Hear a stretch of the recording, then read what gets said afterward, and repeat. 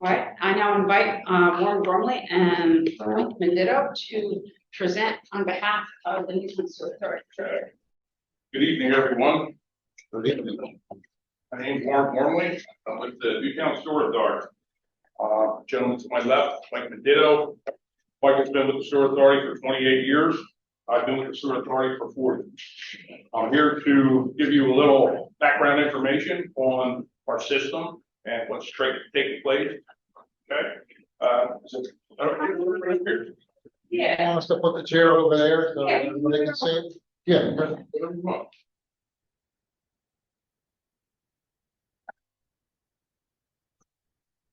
Height or height technique? Perfect.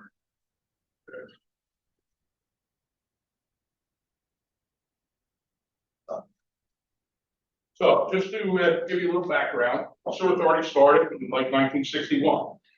The need for the Sewer Authority back then was just for the borough because of the failing systems and the homes' proximity so close to each other.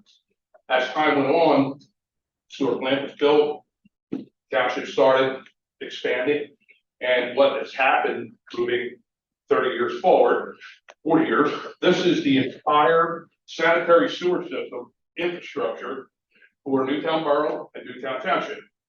There's roughly 103 miles of sewer. There is 2,630 manholes. There's roughly 50 easements, sanitary sewer easements throughout. This is all transpired, from 1961 to present. This map was done in 2020. I just brought this for a reference just to show you what you see in colors is different collection areas. Like over here is the Newtown crossing area. Everything you see here, this is all Newtown Grant. That's 1,751 homes. And then coming down through the whole system, 85, 90% in the gray area drains down to the old treatment plant. So everything else is gravity. We have 5 pump stations that take care of pumping from different places because of, let's just say, out by the college and uphill, we pump up the hill and down, and then into town, Swamp Road. So basically, this is the entire collection system for the borough and the township. What we're looking at to do is the old treatment plant site was down here at the very bottom, near Warren Custer's farm. What we're trying to do or looking at right now is over out on the bypass across from adjacent to the LaSalle campus. There is a 17-acre parcel there. The authority is looking into that right now. We have not made an offer as of yet. We're talking about it.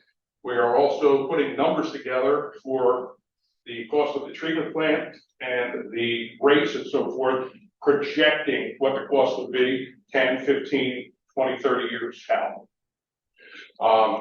We went to DEP, talked to DEP about this. DEP is on board with us. We also went to the township. We talked to the township folks. They're on board as well. What is driving all this is what they call the Chamonix Interceptor. And the Chamonix Interceptor is owned by Bucks County Water and Sewer. Since we do not have a treatment plant, and we closed our treatment plant in 1988, because Philadelphia and Bucks made it cheaper at that point to go there. What's happened is there is 13 different municipalities that all flow down to the Totem Road pump station, which goes to Philly. So all 13 municipalities, starting with Newtown and then Northampton, all flow to the city for treatment. So Newtown Sewer Authority deals in collection only right now. The Chamonix Interceptor, which is owned by Bucks County Water and Sewer, deals in the trunk line, which is the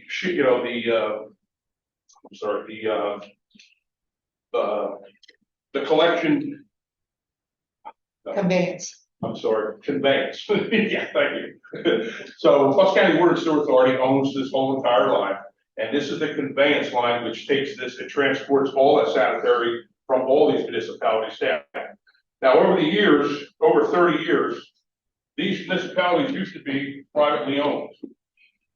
And over the past 30 years, Bucks County Water and Sewer has purchased roughly 9 to 12 of these municipalities. I don't know if you know, but they just purchased Bristol Township. So what's happening is, over the years, these systems have been in disrepair. And Bucks had to go in and start repairing under a mandate from DEP because they wanted to stop what they call SSOs, which is sanitary sewer overflows.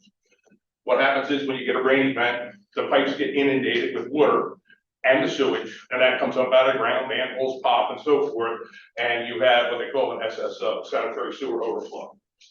So Bucks, over the years, has sat on these municipalities, hasn't really done too much with them. And now all of a sudden, we just received a rate increase. You all know that we just got a rate increase of 20%. Bucks is stipulating now that it's going to run around 200 million. This is one increase of 2 more increases coming.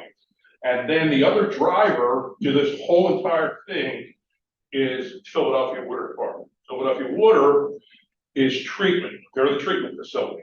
So they also control the rates as well as Bucks County Water and Sewer. So Newtown Township and Borough, or the Sewer Authority, we have no recourse in rate increases or rate adjustments or rate negotiations. That's all done by Bucks County with PWD, and if there's an increase from PWD, that goes to Bucks, and Bucks uses that as a pass-through. So what we're looking at is, even though the Sewer Authority, Newtown Sewer Authority, we've done I&I work since 1995, to prove, we keep continuously. The board was always very adamant, being proactive. I&I is inflow and infiltration.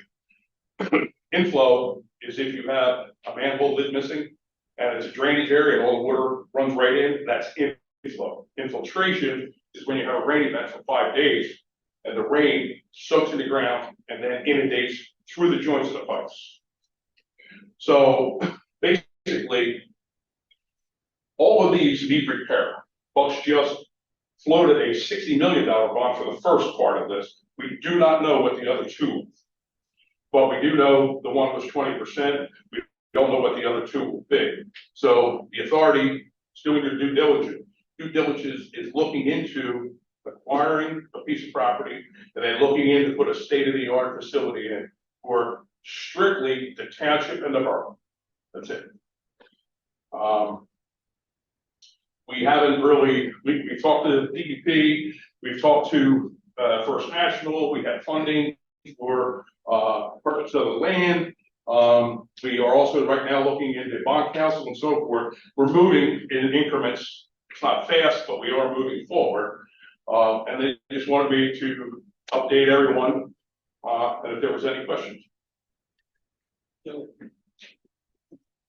I asked several questions, and thank you. It was a really good explanation. Right.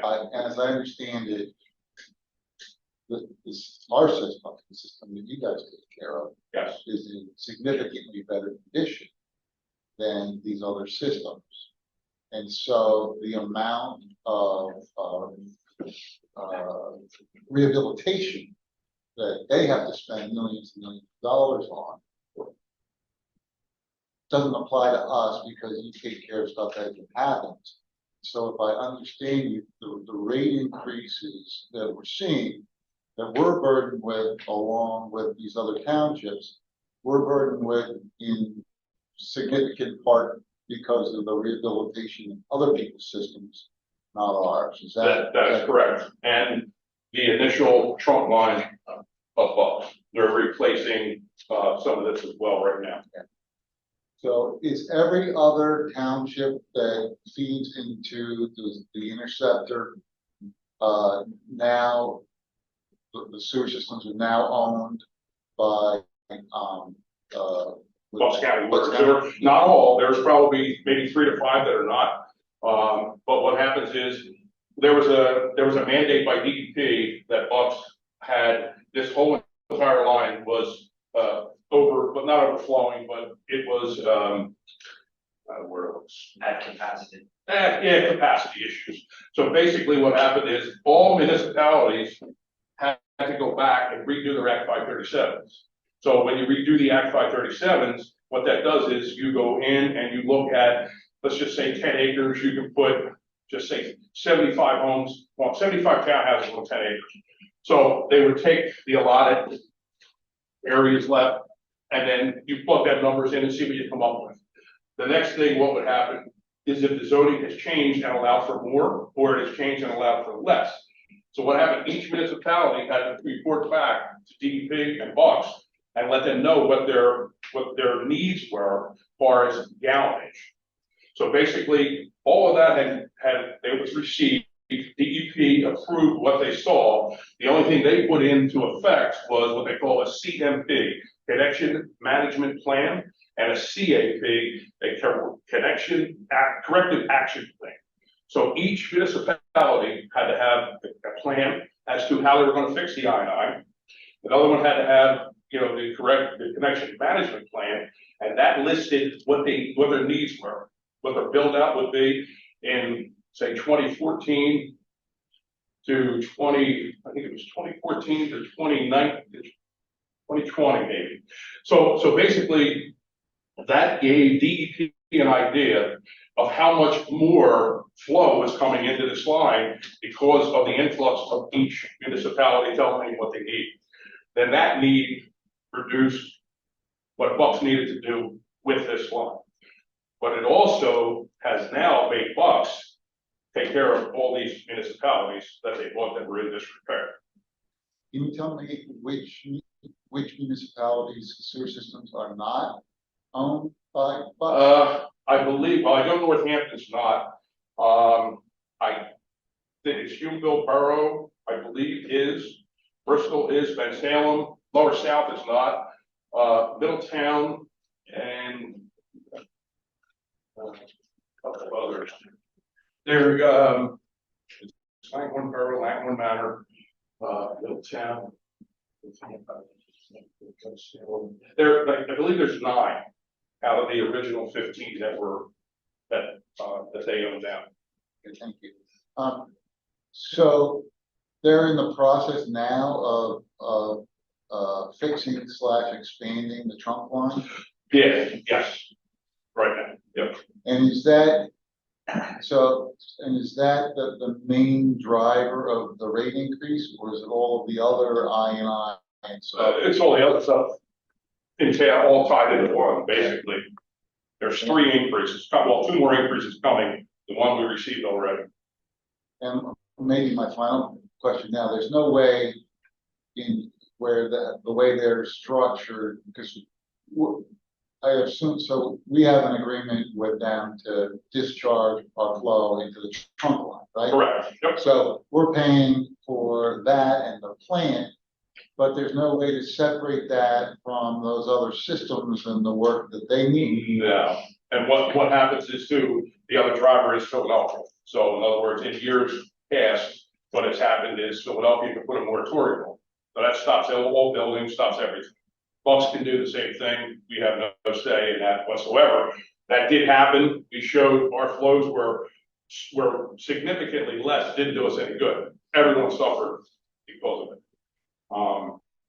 So what we're trying to do is look ahead to be able to see what these rates will be. We have that, like I said, we're working on the rate projections right now, what they're going to be, out 30 years from now.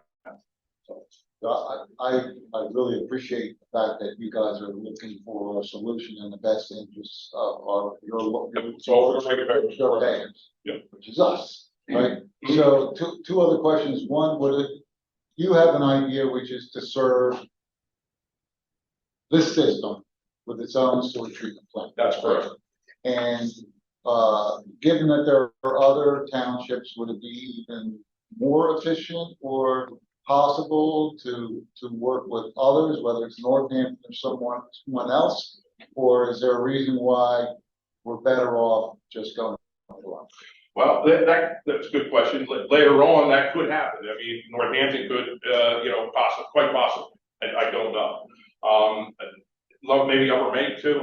We don't know, but for the time being, it's strictly just the sewer authority, the ground that, we are looking at is 17.5 acres or more. So it's plenty for expansion. Yeah. And then my final question is, it sounds like you're doing like studies with respect to rates, but do you have any idea whether making this move will actually save your ratepayers money? Yes, in the long run, it will. It's definitely going to, because Bucks' rates are going to still continue to go up. The increases from Philly haven't come in quite some time, so I'm sure that's right around the corner. So with the 2 new increases for Bucks, plus the Philadelphia in the background, I can't, if I had a crystal ball, I'd be able to tell you, but in the past, in 2008, we had a 4-year projected rate increase from Philadelphia that went through Bucks that was 47%. Now, 1 year it was 27.5, the next it was 6, the next it was 5, then it was 9.9%. So that hasn't come from Philly in quite a while, but they're going to be low. Well, so to me, that's maybe where the rubber meets the road is, are you going to be able to document that projections so that over time, this move that you're thinking about making is actually gonna pay off? Yes, we have the rates from Bucks going, back forward 35, 40 years. So yes, we can plug all them numbers in. That's what they're doing right now. Thanks. Warren, being that we use this trunk line, is that why, don't we buy water from Philadelphia sometimes, for certain days? No, we don't. We have nothing to do with the water, the sanitary. Okay. The artesian takes care of your water, and that comes from Bucks County Water and Sewer and Yardley.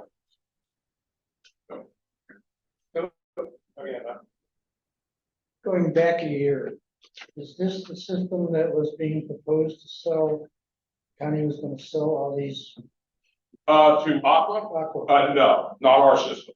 No. The Bucks' system. but we tap into that, correct? That's correct. So the fear of the rate increases by selling off to the private company Yep. are coming home. And it could come again in a couple of years. They could relook at all of that.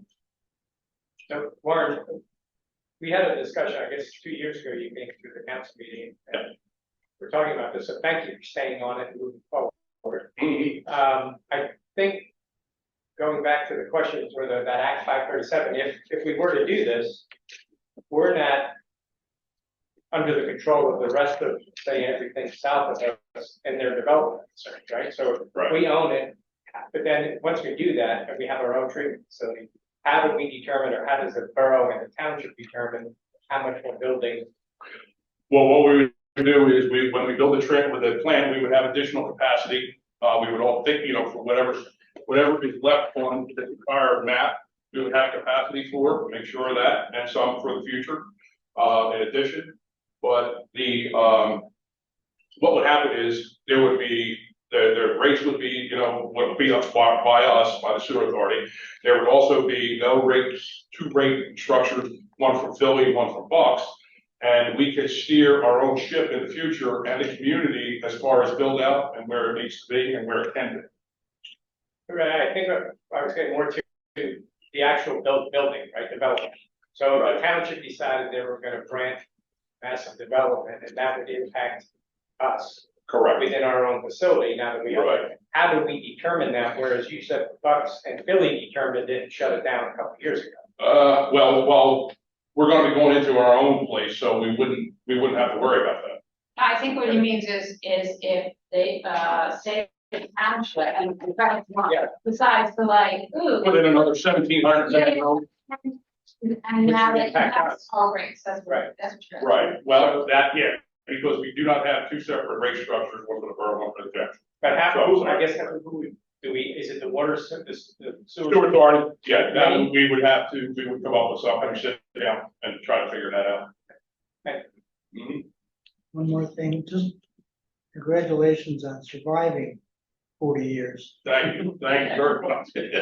I represented the contractor that built the South Philadelphia sewage treatment. Oh, okay. Mhm. And we had a construction issue of whether the wall could sustain a hurricane force, Oh, and it okay. did.